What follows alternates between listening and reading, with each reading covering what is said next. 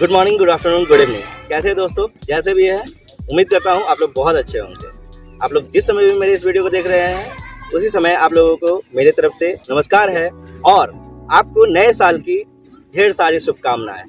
आप अपने जीवन में एकदम आगे की ओर बढ़ते जाएं और अपने लक्ष्य को प्राप्त करें, हमारी यही कामना है। तो मैं आज फिर से हाजिर हो गया हूँ सुपरस्टार चैनल पर एक मोटिवेशनल स्टोरी लेकर के।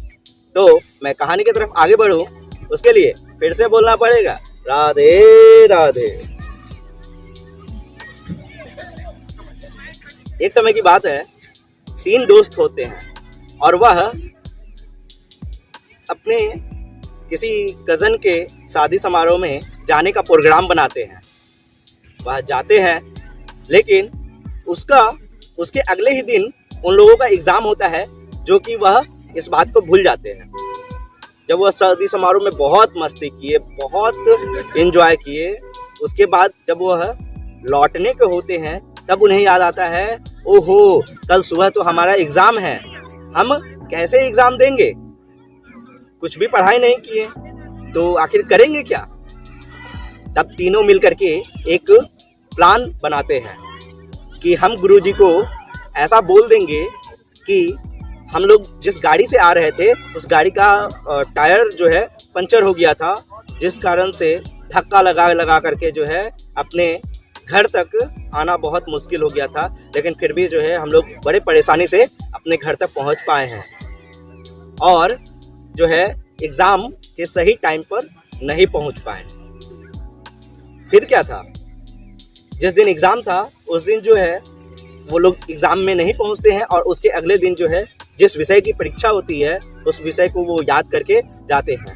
और गुरुजी जब पूछते हैं कि अरे तुम तीनों आया नहीं था पहला एग्ज़ाम के दिन, तो वो कहते हैं कि गुरुजी ऐसा ऐसा बात है कि हम जो है शादी समारोह में गए थे और सही समय पर नहीं लौट पाए, तो क्योंकि जो है हमारी गाड़ी का जो टायर है वह पंचर हो गया था।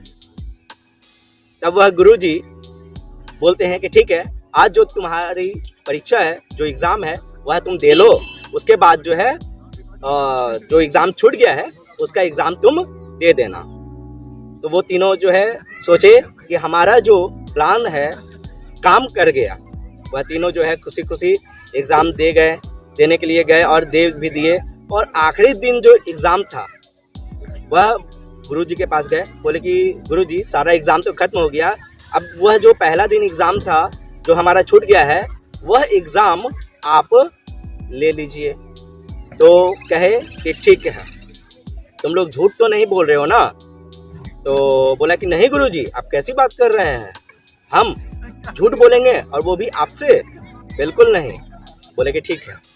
वह गुरुजी जो है बोले कि तुम लोग जो है अगले दिन ठीक इसी टाइम पर आना और तुम लोगों का जो है इम्तिहान लेंगे, यानी एग्ज़ाम लूँगा मैं।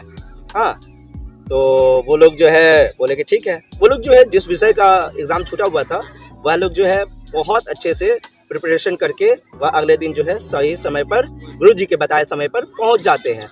और जब क्लास में पहुंचते हैं तब गुरुजी उन तीनों को अलग अलग जगहों पे बैठा देते हैं, तीनों को दूर दूर बैठा देते हैं।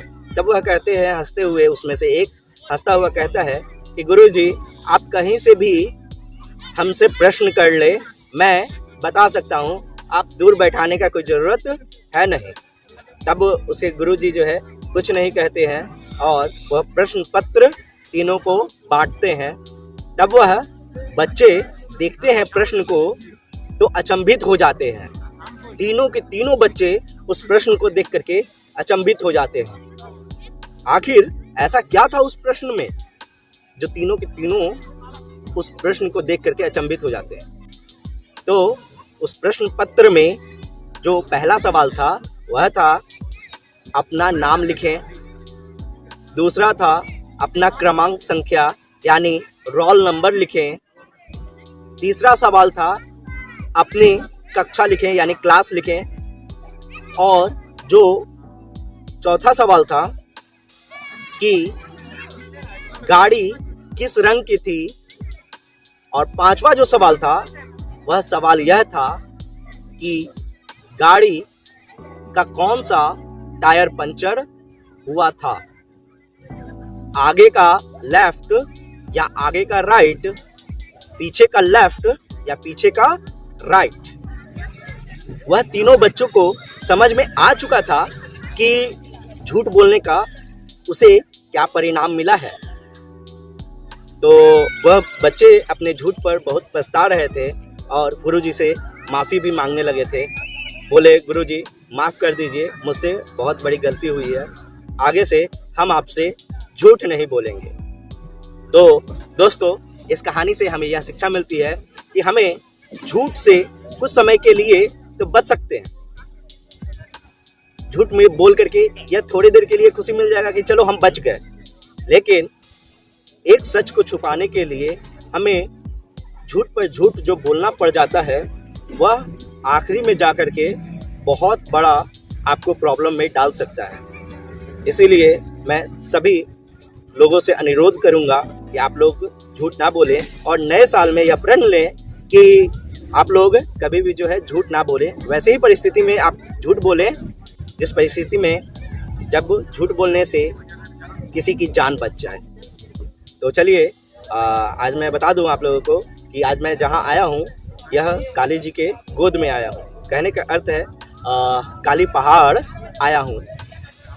तो यह जो है जमालपुर का पिकनिक के लिए बहुत ही पॉपुलर स्पॉट है, बहुत ही प्रसिद्ध जगह है जमालपुर का पिकनिक मनाने के लिए।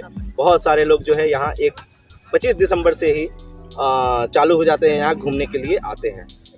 हमारे ऊपर में जो है राधा कृष्ण का मंदिर है और काली जी का भी मंदिर है, और यहाँ पर जो है छठ पूजा भी हुआ करता है इस नदी में। तो ऐसा है। तो चलिए, मैं अपनी वाणी को यहीं विराम देता हूँ। जय श्री राम।